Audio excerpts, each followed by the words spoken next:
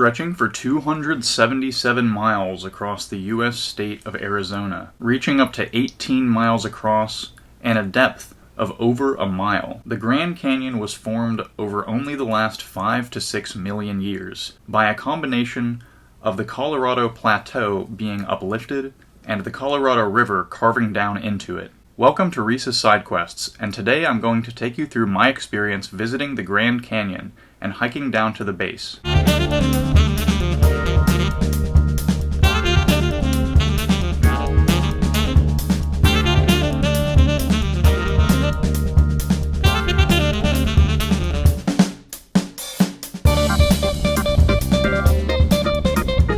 The Grand Canyon is a United States national park and a UNESCO World Heritage Site. Arriving in the Grand Canyon area, we were coming from the west, picking up our rental car in Las Vegas in the parking garage of the Treasure Island Hotel on the Strip, and began driving east out of town. We made a quick stop at the overlook of the Hoover Dam on the Mike O'Callahan Pat Tillman Memorial Bridge,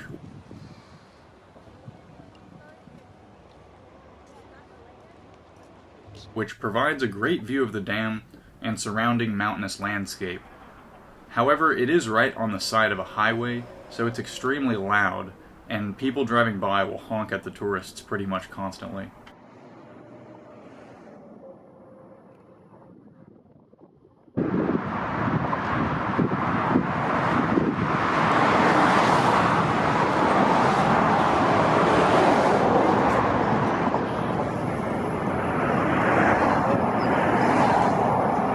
Continuing on, we were staying at an Airbnb, which was located north of Williams, Arizona, about 30 minutes outside of the park.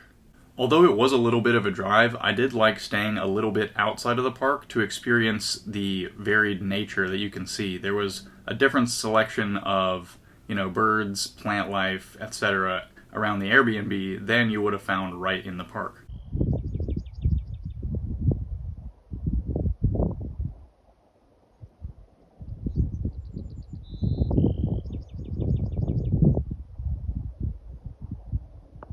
On the first night, we got dinner from the Leoncito's food truck, which was north of our Airbnb, and their steak tacos were very good. On the next day, which I would consider day one, we drove into the park, which, as I said, was about 30 to 40 minutes from the Airbnb. It can be a wait in the car line at the entrance to the park where you have to show your ticket or purchase one. But that wait was only about 15 minutes for us. The entry fee is $35 for a personal vehicle, but that covers a week pass, so you have to keep the receipt and show it when you come back the next days, and also have your ID on you to validate that ticket. The rim of the canyon is highly accessible by road, but reaching the base is only possible by foot, donkey, or helicopter. Our first stop and our first overlook that day was at the Yavapai Museum of Geology. And at this location they have a museum with very informative displays about the geological history of the canyon, alongside a sweeping panoramic window that you can view it from. And then there's also a walking area outside where you can take different vantage points and get photos and so on. It's named for the Yavapai, an indigenous group who have lived in the area since at least 1300 CE, historically encompassing multiple subgroups across about 10 million acres of land in central and western Arizona historically. They have their own language and distinct cultural practices that are influenced by the ancestral Puebloans and others. During the mid-1800s, they fought a series of wars against the U.S. military and were largely forcibly removed from the area. Due to U.S. violence, their population was reduced to only about 200 people by the end of the 1800s, and they were forcibly removed from their homes and sent to the San Carlos Reservation in southeast Arizona. However, interestingly enough, many of them left this reservation as early as 1900 to reestablish themselves back within their old lands.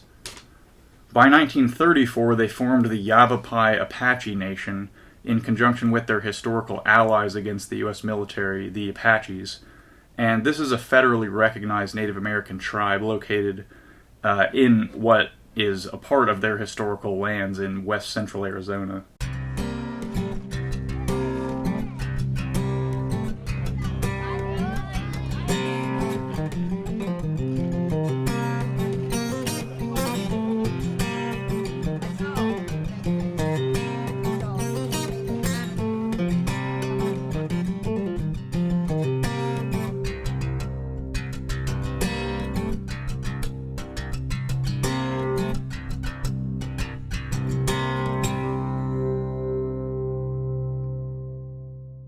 This location was a highlight of the trip for another reason, and that is I was able to sight a California condor. Many people come to the canyon knowing that there are a handful of California condors that nest on site. This bird is one of the rarest in the world, with only a couple hundred in the wild due to them almost going extinct a few decades ago.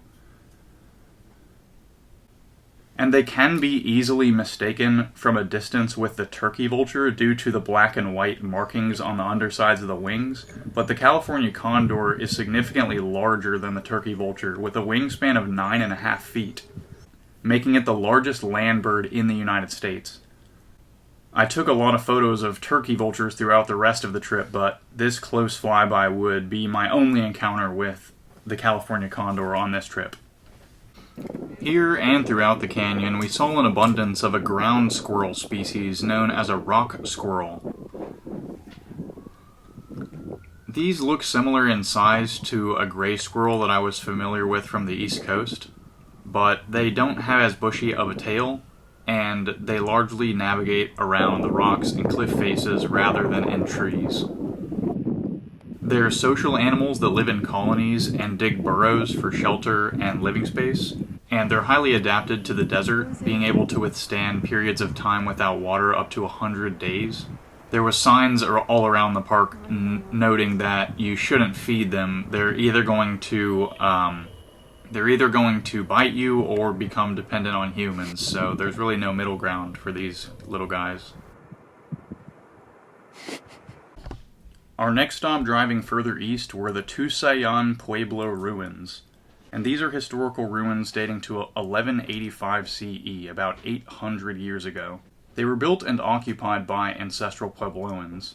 The site contains a nice walking path with informative signs describing the purpose of different buildings, and info on the artifacts, remains, and the food remnants by the ruins where they'd been located. The site contains a U-shaped pueblo, which served as a living area, as well as multiple storage structures, and a distinctly Puebloan structure, the kiva, a large circular underground room that was used for meetings, ceremonies, and other community purposes. I would recommend coming here for anyone visiting the south rim of the canyon because it does provide a very pleasant shaded walk that gives your eyes a break from gazing out at the canyon, and it also gives you a deeper insight into the human history of the area. Our next stop, driving east along the south rim, was the famous Desert View Watchtower. This very popular overlook is only about 3 miles from the Tusayan site, so it's about 20 miles from the entrance at Grand Canyon Village. This tower is not an ancient structure, but it's carefully built to look that way. Built in 1932, it was designed by American architect Mary Coulter to resemble an ancestral Puebloan watchtower. It's 70 feet or 21 meters tall, and composed of a steel frame encased in weathered limestone and sandstone gathered from the Grand Canyon. The circular base of the structure is based on a kiva. There are authentic petroglyphs on stones brought from Ash Fork, Arizona and integrated into the building, as well as recreations of other petroglyphs. The top of the tower is accessible to people at a pace controlled by park officials. It is closed at lunchtime while we were there, and we missed the opportunity to go up. One bonus at this site was that there was an abundance of common ravens doing barrel rolls in the air, tumbling down into the canyon in pairs. This appeared to be a courtship ritual. On the drive back to Grand Canyon Village, we saw quite a few elk, about 8 to 10 of them, grazing along the roadside in the park.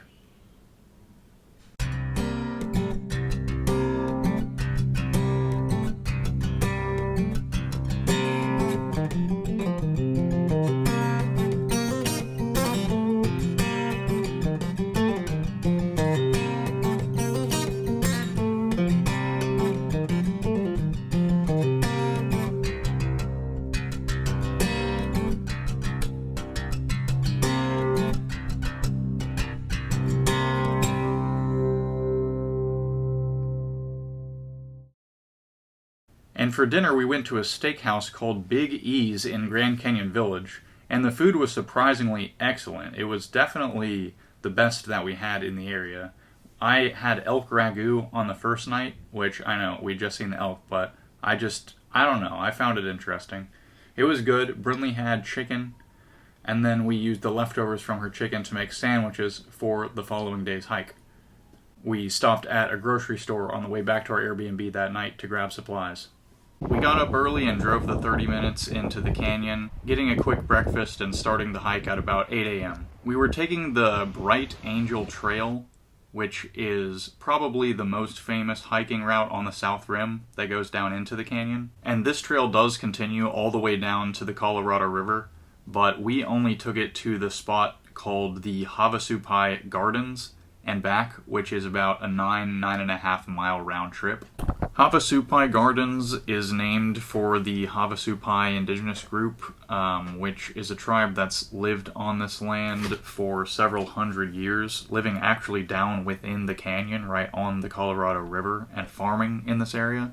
In the late 1800s, the U.S. government forced the tribe to move out of its land, and the few people that were remaining were further pushed out in 1919 when Grand Canyon became a national park. However, they fought through the legal system to be able to move back to their land, and in 1975, they were able to acquire about 175,000 acres for occupancy that they were able to live in down in the canyon. They have a small village. We were not able to visit that site itself, but it's known as the Havasupai Indian Reservation, and it's a little bit further down the canyon than we were.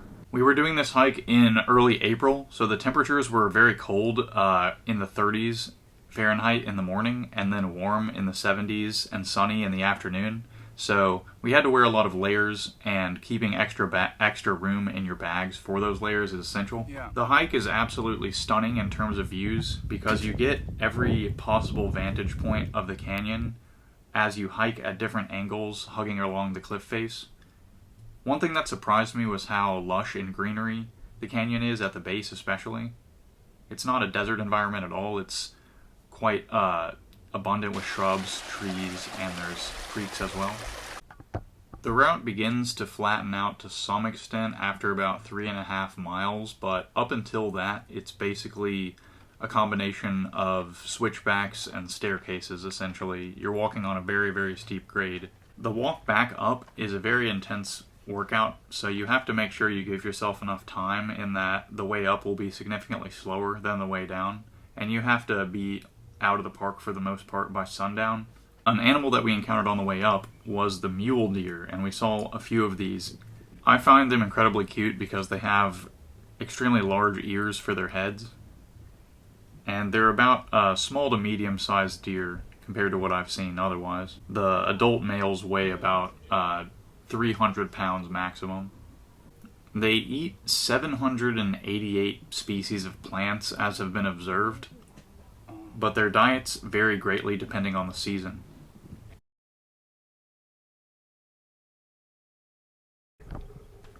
We also noticed an extremely small desert whip snake, and this is a non-venomous species of snake that grows up to a maximum of about 8.5 feet, but this one couldn't have been more than about 1.5 feet.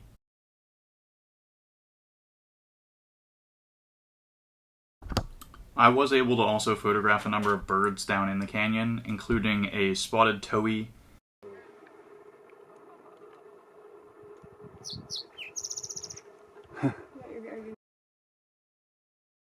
a blue-gray gnatcatcher, which you can identify by its little eyebrow here, more turkey vultures, a mountain chickadee, and a rufous-crowned sparrow that was looking directly at me. I wasn't sure what it was at first because I didn't realize these birds had such large, unsettling eyes, as well as several Woodhouse's scrub jays that I wasn't able to get clear photos of. For dinner, we returned to Big E's on the way back out of the park, and again, I really do recommend this place. We got steak this time. And then we drove back to the Airbnb and headed out early in the morning the next day back to Las Vegas. So I hope you enjoyed this travel review of the Grand Canyon. It is truly one of the best natural sites in the United States. I would advise absolutely anybody that's in the region to visit it because there is a wide range of accessibility to be able to see the canyon, where you can do largely a driving-based trip and just go out to the viewpoints, or you can do a more intensive hiking-based trip and go down into the canyon. You can go further than we did and camp overnight or for several nights down in the canyon and go dozens of miles down all the way to the North Rim as well. So make sure to check out my other travel videos and like and subscribe for more.